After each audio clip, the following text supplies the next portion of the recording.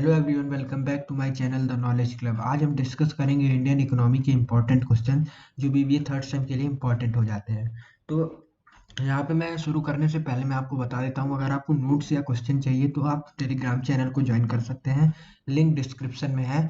और मैं आपको ये बता देना चाहता हूँ, अगर आप इस क्वेश्चन पेपर को अच्छे से पढ़ लेते हैं, जो कि 12 क्वेश्चन लॉन्ग में है और 10 क्वेश्चन शॉर्ट में, तो मुझे नहीं लगता कुछ एक्स्ट्रा आपको पढ़ने की नीड होगी, क्योंकि ये क्वेश्चन इनफ है। ये क्वेश्चन बहुत ज़्यादा हैं और ये क्वेश्चन ऐसे मेन मेन क्वेश्चन है कि इनसे ज़्यादा आपको मतलब ऐसा क्वेश्चन आएगा ही नहीं। तो अगर आप ये पूरा क्वेश्चन पेपर पढ़ के जाते हैं तो 90% मतलब आपको और भी और कुछ स्टडी करने की ज़रूरत नहीं है इंडियन इकोनॉमी में। तो चलिए शुरू करते हैं लॉन्ग क्वेश्चन से। लॉन्ग क्वेश्चन में पहले आपसे पूछ सकता है व्हाट इज इकोनॉमी। ये देखिए, व्हाट इज इकोनॉमी तो आपका 3 नंबर में एक क्वेश्चन, पहला क्वेश्चन आएगा ही आएगा। इसके अलावा आपको लॉन्ग में ये पूछ सकता है कि इकोनॉमी क्या होती है और इसके कैरेक्टरिस्टिक्स एक्सप्लेन करिए। मतलब इकोनॉमी क्या होती है। इकोनॉमी जो भी हमारे इंडिया की इकोनॉमी है, इंडिया की इकोनॉमी मतलब कि अभी इंडिया की इकोनॉमी मिक्स्ड इकोनॉमी है, जो कि गवर्नमेंट और प्राइवेट सेक्टर मिलकर चलाती है इंडिया की इकोनॉमी। तो इकोनॉमी क्या होती है और इसके कैरेक्टरिस्टिक क्या क्या हो सकते हैं, ये आपसे पहला क्वेश्चन पूछ सकता है।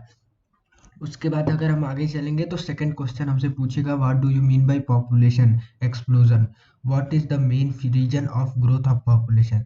देखिए, what do you mean by population, population का मतलब आप समझते ही हैं जनसंख्या, और एक्सप्लोजन का मतलब मैं आपको बता देता हूँ। एक्सप्लोजन का मतलब किसी चीज़ का अचानक से, किसी चीज़ का रैपिडली बढ़ जाना। तो पॉपुलेशन एक्सप्लोजन मतलब कि अचानक से पॉपुलेशन का बढ़ना। आप क्या समझते हैं इसके मतलब आप क्या समझते हैं पॉपुलेशन एक्सप्लोजन का मतलब आप क्या समझते हैं। What is the main reason of growth of population, population के ग्रोथ का मेन रीजन क्या होता है। ये देखिए, आपका पॉपुलेशन एक्सप्लोजन का क्वेश्चन आएगा ही आएगा, 100% आएगा। तो एक बार इसको जरूर स्टडी करके जाइएगा अच्छे से। उसके बाद चलते हैं तीसरे क्वेश्चन पे। तीसरा क्वेश्चन आपका हो जाता है explain problem and prospectus of Indian agriculture.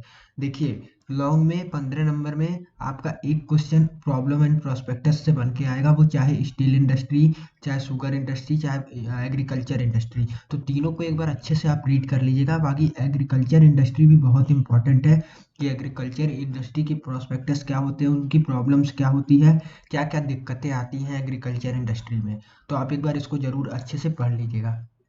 उसके बाद जो यहाँ पे फोर्थ क्वेश्चन आपके लिए इंपॉर्टेंट हो जाता है, what is economic growth and development. Economic growth और डेवलपमेंट क्या होता है। देखिए, मैं पहले सबसे तो आपको बता देता हूँ इकोनॉमिक ग्रोथ क्या होता है। इकोनॉमिक ग्रोथ वो होता है जब आपकी गुड्स एंड सर्विसेज जो है इंक्रीज करती हैं, उसको कहते हैं इकोनॉमिक ग्रोथ।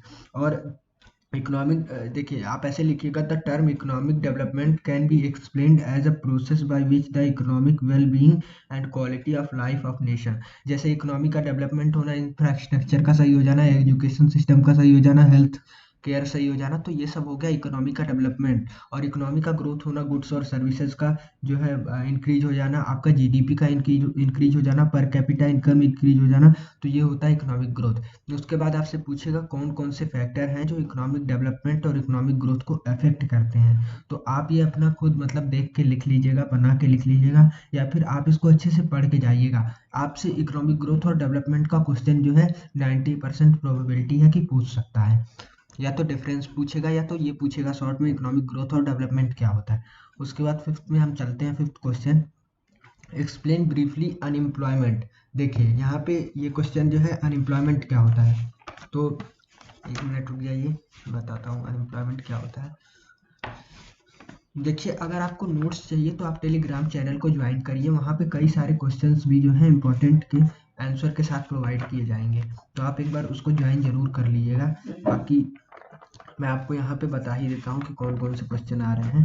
तो अनएम्प्लॉयमेंट का मतलब यहाँ पे देख रखे हैं आप, फिफ्थ क्वेश्चन जो है अनएम्प्लॉयमेंट का मतलब पूछ रहा है। आपका ये सेकंड यूनिट का लास्ट टॉपिक है अनएम्प्लॉयमेंट। तो अनएम्प्लॉयमेंट में लिखेंगे it is state inactivity suffered by worker in spite of his intention to find work and inspired the physically fitness to carry on. देखिए, अनएम्प्लॉयमेंट का मतलब कि जो आदमी होते हैं वो चाहते हैं कि वर्क करें, लेकिन उनको कोई काम नहीं मिल रहा है, तो उसे कहते हैं अनएम्प्लॉयमेंट। और पॉवर्टी का मतलब हो गया गरीबी, जब एकदम वो गरीबी में है तो उसे कहते हैं मतलब पॉवर्टी। तो आप इसे अच्छे से पढ़ लीजिएगा, ये क्वेश्चन भी इंपॉर्टेंट है।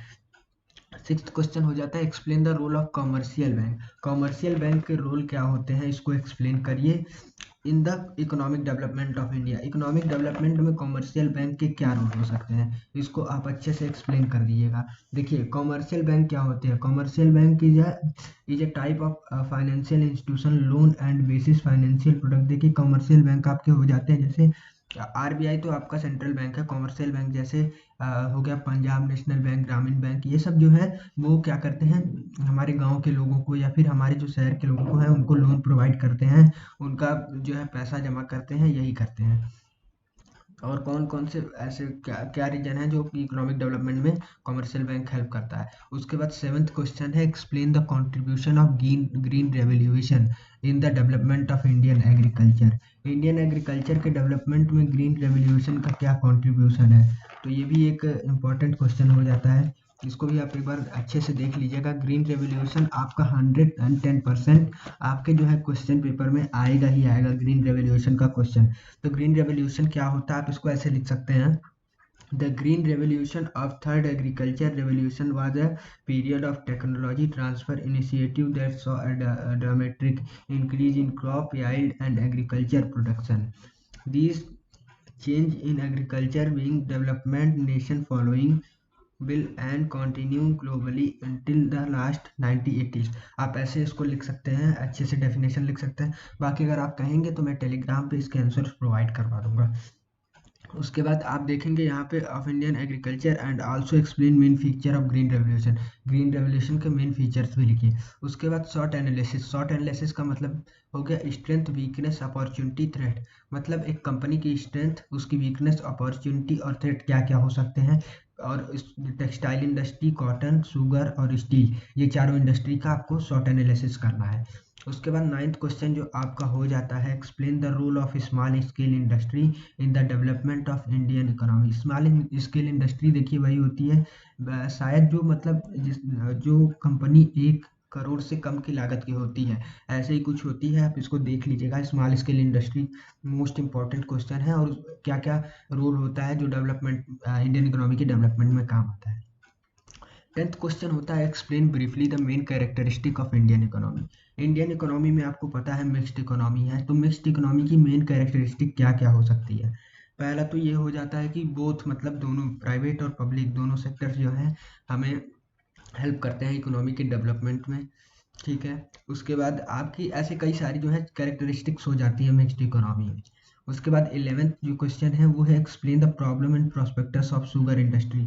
शुगर इंडस्ट्री के प्रॉब्लम और प्रोस्पेक्टस जो है आप एक्सप्लेन करेंगे और इसको अच्छे से एक्सप्लेन करेंगे। मैंने पहले ही बता दिया प्रॉब्लम एंड प्रोस्पेक्टस बहुत ही ज़्यादा इंपॉर्टेंट है, ये 2-3 टॉपिक से आ सकता है, आपको भी पता है, तो यहाँ पे इसको जरूर पढ़ के जाएंगे। उसके बाद आप देखेंगे नीति आयोग। एक्सप्लेन नीति आयोग। नीति आयोग क्या होता है इसको आप एक्सप्लेन करेंगे और also explain function of NITI Aayog and RBI. RBI के फंक्शन और नीति आयोग का फंक्शन आप एक्सप्लेन करेंगे।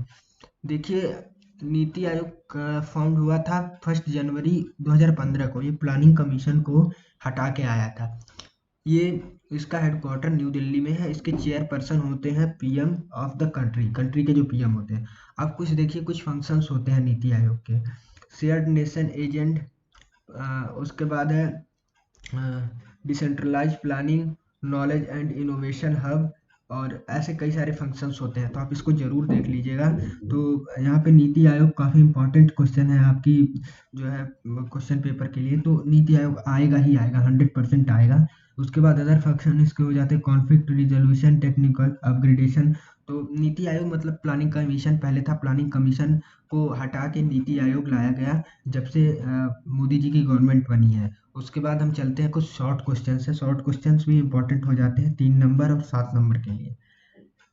तो चलिए हम देखते हैं यहाँ पे शॉर्ट क्वेश्चन। कुछ शॉर्ट क्वेश्चन है, मैंने लॉन्ग क्वेश्चन पहले भी बता दिया। अगर आपको और भी क्वेश्चंस चाहिए, ऐसे क्वेश्चंस चाहिए, तो आप टेलीग्राम चैनल जरूर ज्वाइन करें, वहाँ पे सारे नोट्स शेयर कर दिए जाएंगे। आप वहाँ पे मैसेज करके भी हमसे बता सकते हैं कि आपको किस सब्जेक्ट के नोट्स चाहिए। बाकी मैं एडवर्टाइजिंग मैनेजमेंट के जो भी क्वेश्चन डाला था उसका आंसर तैयार कर रहा हूँ ईजी वे में, आपको ईजी डेफिनेशन लिखा हुआ आंसर तैयार कर रहा हूँ, वो टेलीग्राम पे आपको शेयर किया जाएगा।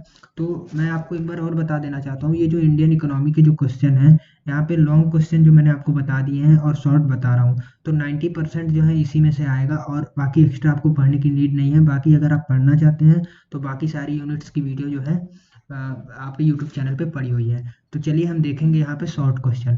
पहला है इसमें, व्हाट इज इकोनॉमी, इकोनॉमी क्या होती है। अब हमारे इंडिया में कौन सी इकोनॉमी है आपको पता होना चाहिए, मिक्स्ड इकोनॉमी, ये भी क्वेश्चन आ सकता है, मिक्स्ड इकोनॉमी क्या है। तो हमारी इंडिया में मिक्स्ड इकोनॉमी है। इकोनॉमी क्या होती है इसके बारे में हम अच्छे से डिस्कस करेंगे, अच्छे से बताएंगे, ये शॉर्ट में क्वेश्चन आएगा। तो आप इसे 7 से 8 लाइन में लिखिएगा, और अगर ये 7 नंबर में आता है तो आप इसे 1.5 से 2 पेज में लिखिएगा। उसके बाद हम देखते हैं यहाँ पे, what do you mean bye NITI Aayog. NITI Aayog क्या होता है, देखिए नीति आयोग 2015 में आया, जब से बीजेपी की गवर्नमेंट आई है, 2014 के बाद आई है, और 2015 में नीति आयोग आया। नीति आयोग कब आया, प्लानिंग कमीशन को यहाँ पे हटा के नीति आयोग को लाया गया। प्लानिंग कमीशन 1950 में आया। प्लानिंग कमीशन में 5 ईयर प्लान्स होते थे, 5 साल कुछ ऐसे टास्क रखे जाते थे, ऐसे गोल्स रखे जाते थे जिनको 5 साल में पूरा किया जाता था। तो अब नीति आयोग आया है, नीति आयोग शायद अब 1 ईयर का होता है। आप इसको अच्छे से देख लीजिएगा, अच्छे से डिस्कस कर लीजिएगा इसको। आप नीति आयोग का आपको डेफिनेशन और बाकी सारी चीज़ें गूगल पे मिल जाएंगी, आप वहाँ से जाके एक बार पढ़ लीजिएगा।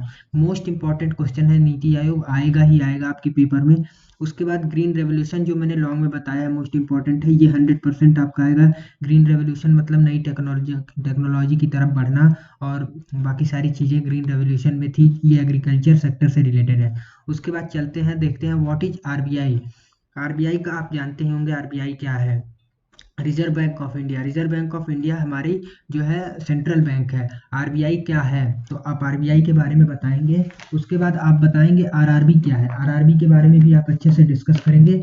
और फिर आप बताएंगे कि कॉमर्शियल बैंक क्या है। तो मैं आपको चलिए एक बार बता देता हूँ कि आरबीआई क्या है, और आरआरबी क्या है, और कॉमर्शियल बैंक क्या है। तो आरबीआई वाज एस्टेब्लिश इन 1935। 1935 में आरबीआई एस्टेब्लिश हुआ। Headquarter in Mumbai under the ownership of ministry of finance. Ministry of finance के ओनरशिप में जो है, उसके अंडर में ये मुंबई में इसका हेडक्वार्टर है। It is central bank of regulatory body under the law ministry of finance. देखिए ये सेंट्रल गवर्नमेंट का है और इसको रेगुलेट सेंट्रल गवर्नमेंट की थी। It is responsible for the issue and supply of Indian rupees. ये क्या करती है, ये आपकी जो इंडियन रुपीज होती है उनको इशू करती है, उनका सप्लाई करती है। It also manage the country's main payment system and also work to support its economic development। ये हमारी इकोनॉमिक डेवलपमेंट को सपोर्ट करती है, हमारे कंट्री के पेमेंट में हेल्प करती है। अब आरबीआई के कुछ फंक्शंस हो जाते हैं, issue of bank note, bank note को इशू करना, banker to bank, banker to bank मतलब कि एक सेंट्रल बैंक है आरबीआई, अब इस सेंट्रल बैंक से कॉमर्शियल बैंक तक कोई भी चीज़ों को पहचाना बैंकर टू बैंक कहते हैं। बैंकर टू गवर्नमेंट, उसके बाद हो गया custodian of country foreign currency reserve, उसके बाद लोन ऑफ लास्ट रिजल्ट, और फिर इसमें जो लास्ट फंक्शन हो जाता है कंट्रोलर ऑफ क्रेडिट, क्रेडिट को भी कंट्रोल करता है। उसके बाद चलिए हम इसमें आगे देख लेते हैं। और आरआरबी क्या होता है, आरआरबी देखिए, आरआरबी आपको पता होगा, आपके अगर आप रूरल एरिया में रहते होंगे तो वहाँ पे एक ग्रामीण बैंक, अब तो वो यूपी बड़ौदा बैंक करके आ गया है यूपी में, तो मतलब ग्रामीण बैंक तो आप जानते ही होंगे, ग्रामीण बैंक को ही हम आरआरबी कहते हैं, रीजनल रूरल बैंक। ये खासकर रूरल एरिया के लिए बनाया जाता है, उनको लोन प्रोवाइड कर सके, उनकी जो मतलब उनके जो पैसे हैं उनको फिक्स कर सके, मतलब एक तरीके से ये पूरी सर्विस जो है वो गांव के लोगों के लिए होती है। तो RRB are govern owned schedule commercial bank of India. ये कॉमर्शियल बैंक है that operate at regulation level in different state of India, अलग अलग स्टेट में है। These banks are under the ownership of ministry of finance, ministry of finance के under में है, government of India. They were establish to serve rural area with basis banking and financial service. कुछ कुछ basic banking और financial service को provide कराने के लिए ये रूरल एरिया के लिए। ये देखिए इस्टेब्लिश कब हुआ, ये 1976 में ये इस्टेब्लिश हुआ था। अब इसके कुछ फीचर्स हैं। The RRB have complete knowledge of problem faced by people in rural region, मतलब कि रूरल रीजन में जो भी फार्मर्स हो गए या फिर जो भी पीपल हो गए जो प्रॉब्लम फेस करते हैं, आरआरबी उनको समझती है और उस हिसाब से उनकी हेल्प करती है। They show professionalism in mobilising and financing just like commercial bank, ये कॉमर्शियल बैंक की तरह होती है। RRB provide banking as well as credit facility to farmer, small entrepreneurs, labour etcetera. Labours जो हो गए, फार्मर्स हो गए, स्मॉल एंटरप्रेन्योर्स हो गए, उनको ये बैंकिंग फैसिलिटी प्रोवाइड करती है। आगे चलते हैं, हम देखते हैं कि क्या बोलते हैं ये आपका कौन सा था, हाँ कॉमर्शियल बैंक। कॉमर्शियल बैंक क्या होता है? कॉमर्शियल बैंक आपका होता है, कॉमर्शियल बैंक जैसे मान लीजिए छोटे छोटे बैंक हो गए, पीएनबी हो गए, और छोटे क्या है ये मतलब आप अगर देख लीजिए तो सेंट्रल बैंक एक ही होती है, आरबीआई, बाकी सारे कॉमर्शियल बैंक होते हैं। कॉमर्शियल बैंक जैसे आपके हो गए कैनरा बैंक और पीएनबी, ये सब हो गए, तो काफ़ी सारे हैं कॉमर्शियल बैंक। इनका जो फंक्शन होता है तीन होता है, प्राइमरी होता है, सेकेंडरी होता है, अदर होता है। तीन फंक्शन होते हैं, आप इनको अच्छे से देख लीजिएगा। उसके बाद है what do you mean by population explosion. Population explosion, population का मतलब आपको पता ही है, जनसंख्या, और एक्सप्लोजन का मतलब होगा किसी चीज का अचानक से बढ़ जाना। तो आप पॉपुलेशन एक्सप्लोजन मतलब पॉपुलेशन का अचानक से बढ़ जाने से आप क्या समझते हैं कि क्या होने वाला है। उसके बाद है एक्सप्लेन अनएम्प्लॉयमेंट। अनएम्प्लॉयमेंट क्या होते हैं और उसके टाइप्स देखिए। अनएम्प्लॉयमेंट होता है जब कोई भी आदमी काम करना चाहता है बट उन्हें कोई काम नहीं मिलता है, वो चाहता है कि वो एम्प्लॉयड हो जाए बट वो एम्प्लॉयड नहीं हो पाते, उसी को कहते हैं अनएम्प्लॉयमेंट। और इसके टाइप्स कई सारे होते हैं, सीजनल हो गए, फ्रिक्शनल हो गए, और बाकी सारे इसके टाइप्स होते हैं। तो आप इसको एक बार अच्छे से देख लीजिएगा, इसके टाइप्स बहुत ही इंपॉर्टेंट हैं। आपको लॉन्ग में ये क्वेश्चन दिख सकता है, अनएम्प्लॉयमेंट क्या है और इसके टाइप्स क्या है, 5-6 टाइप्स हैं, सब लॉन्ग में आ सकते हैं। उसके बाद what is economic resource. Economic resource क्या होती है? इकोनॉमिक रिसोर्स जो भी हमारी हमारी इकोनॉमिक को डेवलपमेंट करे, मतलब जो भी हमारी इकोनॉमी में पाई जाती है, जो भी हमारी इकोनॉमी को डेवलपमेंट करने में हेल्प करे, वो सारे हो गए इकोनॉमिक रिसोर्स। ह्यूमन रिसोर्स हो गए, और जैसे कि फॉरेस्ट रिसोर्स हो गए, वाटर रिसोर्स हो गए, नेचुरल रिसोर्स हो गए, ये सब इकोनॉमिक रिसोर्स होते हैं। Difference between economic growth and economic development. Economic growth और इकोनॉमिक डेवलपमेंट कई लोग समझते हैं कि एक ही है, बट ये एक ही नहीं है, इसमें आप कंफ्यूज मत होइएगा, अच्छे से देख लीजिएगा। इकोनॉमिक ग्रोथ देखिए क्या होता है। इकोनॉमिक ग्रोथ होता है कि आपकी जीडीपी बढ़ जाना, और आपके जो है गुड्स एंड सर्विसेज का इंक्रीज हो जाना, इसको कहते हैं इकोनॉमिक ग्रोथ। और इकोनॉमिक डेवलपमेंट आपका हो गया इंफ्रास्ट्रक्चर, अरे देश के जो भी इंफ्रास्ट्रक्चर है उनका सही होना, हेल्थ केयर सही होना, एजुकेशन फैसिलिटी सही होना, एक्सेट्रा जो भी चीज़ें होती हैं उसको कहते हैं इकोनॉमिक डेवलपमेंट। मतलब जिससे आपका देश जो है विकास कर रहा हो उसको कहते हैं इकोनॉमिक डेवलपमेंट। और इकोनॉमिक ग्रोथ जैसे मान लीजिए आपके वही गुड्स एंड सर्विसेज का इंक्रीज हो जाना, पर कैपिटा इनकम इंक्रीज हो जाना, जीडीपी इंक्रीज हो जाना, इसको कहते हैं। जीडीपी का मतलब तो आपको पता ही होगा कि ग्रॉस डोमेस्टिक प्रोडक्ट। उसके बाद है population of population policy of India. Population policy देखिए 2000 में आया था, एनएनपी इसको कहते हैं, नेशनल पॉपुलेशन पॉलिसी। इनका जो मेन मोटिव था ये था कि एक ऐसा स्टेबल पॉपुलेशन कंट्री बनाना इंडिया को कि सारी चीज़ें मैनेज हो जाए। तो ये एक बार आप जरूर देख लीजिएगा। उसके बाद what is main role of private sector. Private sector के क्या रोल्स हैं, मेन रोल क्या है प्राइवेट सेक्टर, प्राइवेट सेक्टर करती क्या है। तो प्राइवेट सेक्टर का देखिए मेन मोटिव तो होता है अर्निंग मनी, और बहुत सारे रोल्स होते हैं, आप इसको अच्छे से पढ़ लीजिएगा, ये मोस्ट इंपॉर्टेंट क्वेश्चन है। आपके यहाँ पे टोटल 22 क्वेश्चंस हैं, आप बहुत ध्यान से इनको रीड करके जाइएगा, इसके अलावा एक्स्ट्रा आपको कुछ भी नहीं देखने को मिलेगा। 95%, 90 से 95% आपको यही क्वेश्चन देखने को मिलेंगे। अगर आपको यही क्वेश्चन देखने को मिलते हैं तो आप एक बार कमेंट बॉक्स में आके जरूर बताइएगा पेपर के बाद, क्योंकि मैं तो श्योर हूँ आपको इसके अलावा और भी कुछ एक्स्ट्रा पढ़ने की नीड नहीं है। बाकी अगर आप चाहते हैं कि आप हमारे टेलीग्राम, अगर नोट्स चाहते हैं तो हमारे टेलीग्राम चैनल को ज्वाइन करिए, वहाँ पे आपको अपडेट मिल जाएंगे, नोट्स मिल जाएंगी, और आज वहाँ पे एडवर्टाइजिंग मैनेजमेंट के कुछ क्वेश्चंस के जो है आंसर भी डालने वाला हूँ मैं, तो आप वहाँ से जाके देख लीजिएगा। बाकी सारे अपडेट मिलेंगे, आप ऐसे ही हमको सपोर्ट करते रहिए, सेशन को लाइक करिए, शेयर करिए, थैंक यू।